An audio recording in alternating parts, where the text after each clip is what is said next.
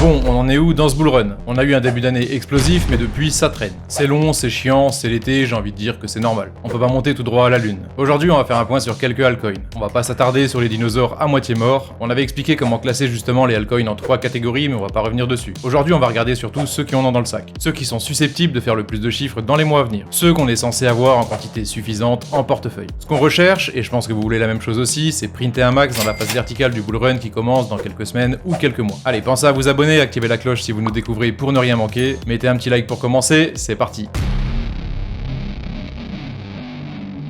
Comme d'habitude, on va essayer de raisonner dans l'ordre. On va regarder Total 1, Total 2, Total 3, la Bitcoin dominance, et on enchaînera sur 5 altcoins. ETH, Sol, BNB, NIR et eGold. J'ai quand même sélectionné un dinosaure dans cette liste pour contraster un petit peu, je vous laisse deviner lequel. Allez, on attaque comme convenu, Total 1 dans toute la capitalisation totale des cryptos, incluant Bitcoin et Ethereum. La première chose qu'on voit, qu'on avait déjà expliqué sur ce graphique, c'est simplement la similarité sur les deux derniers cycles. Le double signal, donc premier signal qui nous donne la fin du bear market, similaire sur les deux cycles, et deuxième signal qui nous donne le début du potentiel bull run après une courte phase de latéralisation. Le passage et l'explosion après cette deuxième ligne qui est appuyée par des volumes ici et par un passage rapide du RSI sur la zone de surachat. On est actuellement donc dans le carré rouge, donc le fameux carré rouge de zone de réaccumulation. On avait appelé ça la starting block zone. La grosse différence avec ce cycle-là, c'est que ce carré rouge avait été passé rapidement pour aller chercher le haut, le bas et repartir. Et ici, voilà, on temporise encore un petit peu. Ça dure possiblement encore un petit peu plus longtemps. Pourquoi est-ce qu'on est en avance sur ce cycle-là?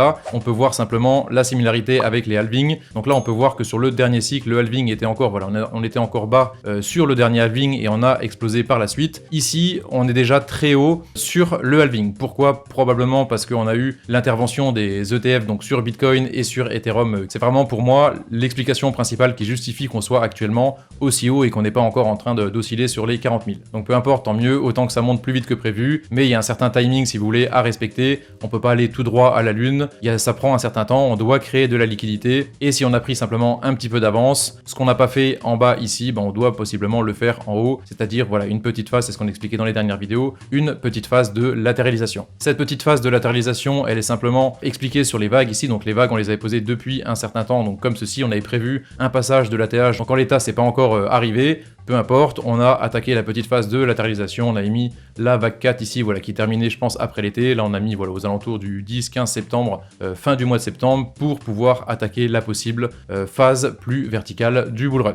Donc jusqu'ici on est bien, on charge, on réaccumule sur cette zone au sommet comme ceci, et simplement c'est ce que j'ai écrit ici, on est dans l'attente du décollage. Ça peut possiblement prendre encore un petit peu de temps, quelques semaines, pourquoi pas quelques mois, mais en l'état on est bien. Tout simplement on vend les points hauts, enfin on vend un petit peu les points hauts et on réaccumule sur les points bas. On passe maintenant sur Total 2, donc quasiment le même schéma si vous voulez, mais cette fois-ci on exclut Bitcoin. Donc sur Total 2 c'est à peu près la même chose en simplifié, on avait déjà tout détaillé encore une fois, donc je vous remets simplement les trois niveaux. Donc le premier niveau ici, si vous vous rappelez bien, le haut du flag, c'est un peu comme ça qu'on avait classé un petit peu les différents altcoins, avec les altcoins explosifs, les altcoins moyens et les dinosaures qui étaient vraiment tout en bas. La deuxième zone c'est la ligne de coup ici du mouvement majeur de 2018 sur ce cycle-là, et la ligne d'en bas c'est simplement la ligne des bottoms. Donc ces trois lignes on les retrouve ici sur le dernier cycle, donc le haut du flag, la ligne de coup du mouvement majeur ici de 2021-2022 et simplement la troisième ligne des bottoms. Donc on va pas perdre plus de temps là-dessus. La chose que je voulais dire simplement sur Total 2, c'est le point de départ. Donc le point de départ c'est simplement la ligne qui relie ici donc le point haut absolu avec le premier point de rebond. Donc vous tracez la ligne de votre côté comme ceci et ça vous donne la ligne de bull signal. Donc cette ligne on peut tracer encore exactement la même chose ici, on prend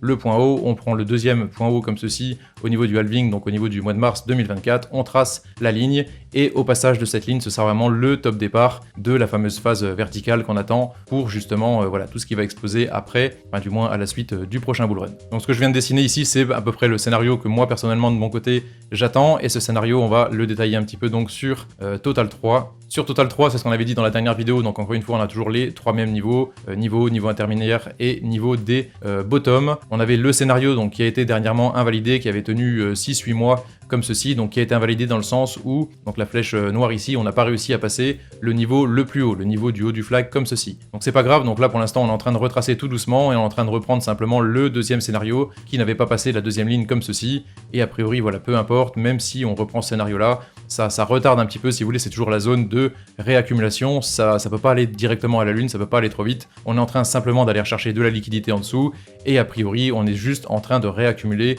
avant de pouvoir, selon ce que je raconte, repartir vraiment aux alentours de la fin de l'été ou alors fin d'année, voire début d'année 2025. On passe rapidement sur Other en fait, donc c'est vraiment ce que je voulais dire. Donc Other, c'est vraiment, on exclut Bitcoin, Ethereum et le top 10 des plus gros market cap en crypto. Donc là, on part à partir de la 11e capitalisation et on prend vraiment toutes les capis qui sont en dessous. Donc le gros scénario, c'est ce qu'on avait déjà expliqué dans une dernière vidéo, je l'ai tracé ici. Je me suis permis de mettre un petit fractal, bon ça vaut ce que ça vaut encore une fois. C'est juste une idée, c'est une chose qu'on attend, ça peut très bien se faire invalider dans 2 mois, comme suivre à peu près bien la flèche. Pour l'instant, c'est que des idées, puis on verra voilà, si ça suit ou si ça suit pas. Donc le scénario, il est très simple à partir d'ici. Donc j'ai tracé encore une fois le bull signal, donc le bull signal absolu qui nous donne vraiment le début de la fameuse course, de la phase verticale qu'on attend. Donc simplement, moi le scénario que j'attends à partir d'ici, c'est d'aller retester encore une fois cette ligne comme ceci, voilà, aux alentours du 15-16 septembre. Pourquoi pas retracer encore un petit peu, passer la ligne, retester et pourquoi pas derrière amorcer le fameux décollage qu'on attend. Donc pour donner un petit ordre d'idée vraiment sur Other ici, donc là on est sur les 236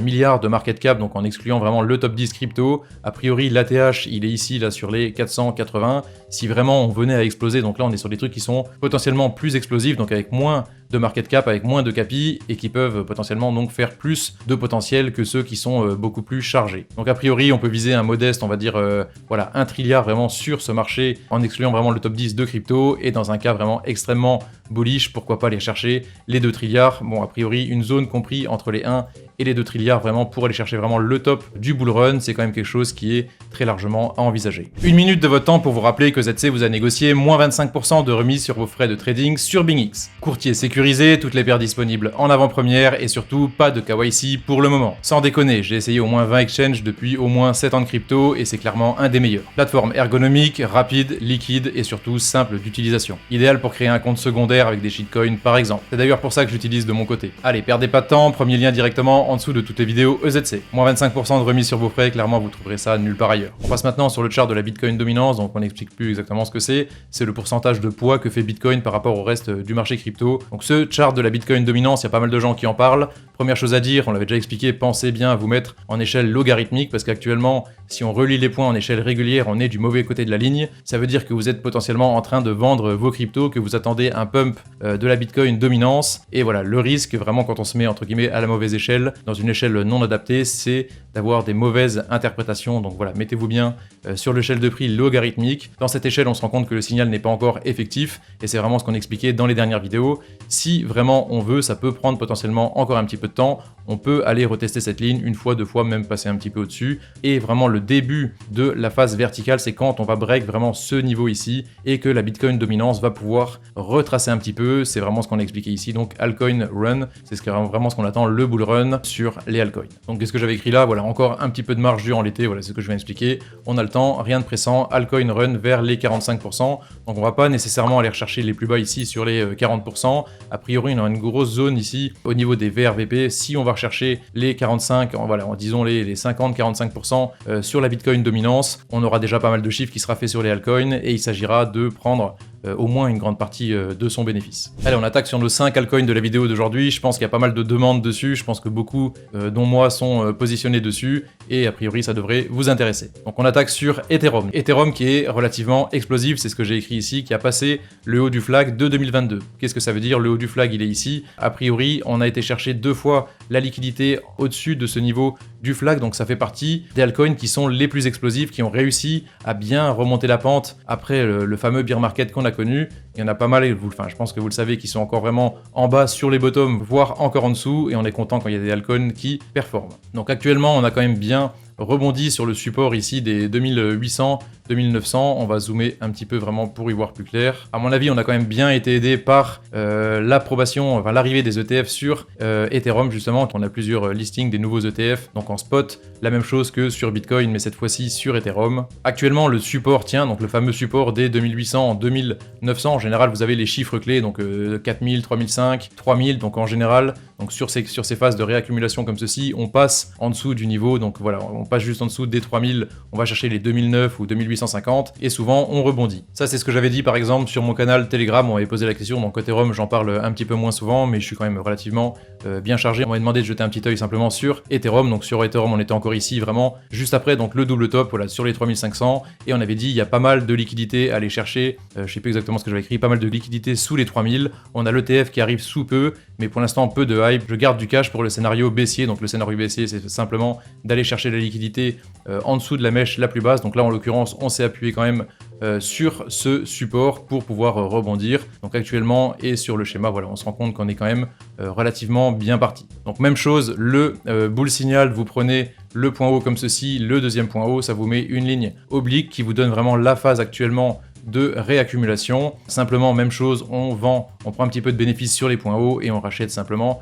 les points bas, on réaccumule et on attend justement le fameux décollage voilà, aux alentours de la fin de l'été, fin d'année 2024 ou alors début d'année 2025. Donc les deux scénarios, ils sont très simples à partir d'ici. On a un premier scénario baissier, donc premier scénario baissier où on va break le fameux support ici, on va aller chercher encore un petit peu de liquidité, on va rechercher vraiment cette zone, cette petite ligne oblique comme ceci, pour faire flipper encore une fois tout le monde, on commence à savoir comment ça fonctionne, et pour pouvoir potentiellement repartir, break la ligne et décoller. Le deuxième scénario, c'est le scénario où on reste directement en haut, on réaccumule ici, on passe la ligne, pourquoi pas repasser encore un petit peu en dessous, et on amorce le décollage un petit peu plus tôt que prévu. Simplement, les targets sur Ethereum, voilà, on avait déjà tout détaillé, toujours la même méthodologie, on prend point haut, point bas comme ceci et ça nous donne pas mal de Fibonacci. Disons voilà, premier gros TP sur les 7500 au niveau des 1,618 et disons deuxième gros TP un petit peu au-dessus sur les 11500, disons voilà au-dessus des 10 000. Ce sera quand même une zone acceptable pour prendre des bénéfices, disons voilà, entre les 7005 et un petit peu au-dessus des 10 000. Ça fait un potentiel x3, x4 à partir d'ici, c'est très acceptable. Une dernière minute de votre temps pour vous rappeler qu'on a activé les souscriptions sur YouTube. Deux forfaits, un à 2,99 et un à 5,99 par mois. Le premier, c'est simplement pour nous soutenir et pour nous aider à payer les charges. Le second, c'est pour avoir accès à un canal VIP qu'on vous crée spécifiquement et où toute l'équipe EZC répond à vos questions. Gestion de portefeuille, conseils, problèmes en tout genre. On fait de notre mieux pour vous aider le plus vite possible et de la manière la plus qualitative possible. Dans les deux cas, avec les deux forfaits, vous avez les vidéos un petit peu en avance. Allez, perdez pas de temps, page d'accueil YouTube, bouton rejoindre, ça nous ferait le plus grand plaisir. Deuxième altcoin qu'on va voir donc pour aujourd'hui, qui est idem explosive, donc flag 2022, donc le haut du flag comme ceci, on a réussi à le passer, on est même relativement au-dessus vraiment sur le Solana, donc qui fait partie des jetons qui sont susceptibles justement de faire le plus gros du chiffre, si et quand justement on passera la ligne de bull signal. Donc même chose, encore une fois, phase de réaccumulation quasiment au sommet, on n'a pas encore réussi à passer la TH, mais voilà, on est quand même pas loin. On a la ligne justement de bull signal comme ceci, donc encore une fois exactement la même chose que sur Ethereum, deux scénarios, soit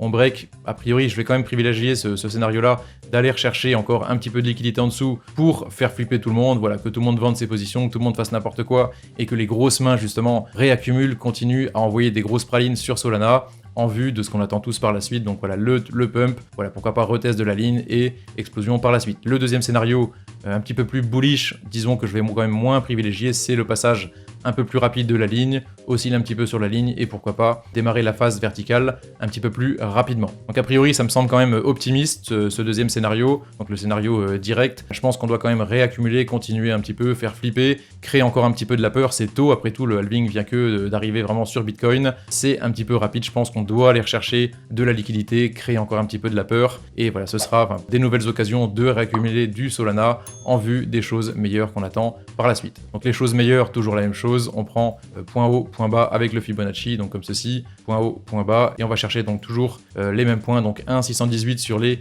430, 2 618 sur les 695, on a des points un petit peu plus exotiques qui sont pas exclus encore une fois sur ces trucs explosifs, voilà 3 618 sur les 950 et 4 618 sur les 1200 $. Donc a priori, voilà, si on veut vendre un Solana entre les 400 et les 700, vraiment sur cette zone un petit peu plus haut, encore une fois, on saura profiter et voilà, prendre nos bénéfices. Ça nous fait possiblement, encore une fois, x3, x4, x5. Encore une fois, c'est extrêmement acceptable. Quatrième altcoin pour aujourd'hui. Donc là, cette fois-ci, on arrive sur les jetons qui sont extrêmement explosifs. Pourquoi extrêmement explosifs? Donc là, on est sur le BNB, je sais plus si je l'ai dit. Pourquoi extrêmement explosif? Parce que non seulement on a pété et on a explosé le haut du flag ici de 2022, mais en plus de ça, on a été rechercher les ATH sur le BNB pour aller chercher un point. Voilà, on a passé tout juste, mais on a été chercher l'ATH voilà, sur les 730, 740 $. C'est extrêmement appréciable et c'est extrêmement interprétable pour la suite du bull run. Donc ça montre que BNB, il en a clairement dans le sac, il est absolument explosif. Même si j'ai été médisant un certain temps voilà, à ce niveau-là, j'ai quand même su retourner ma veste et réinvestir ici. C'est ce que je disais vraiment dans les vidéos. À ce moment-là, on avait pas mal de variations de volume sur signal comme ceci, et le truc a quand même bien pumpé par la suite. Donc il faut voilà, savoir retourner sa veste, entre guillemets. On peut pas avoir tout le temps raison. Clairement, j'ai été, voilà, comme j'ai dit, médisant sur le BNB. J'étais quand même très peu confiant. Et à ce moment-là, on expliquait que CZ avait été évincé, éradiqué du moins, enfin voilà, utilisez le mot que vous voulez, et qu'on avait écarté, si vous voulez, le plus gros du risque. C'est vraiment les termes que j'avais employés à ce moment-là.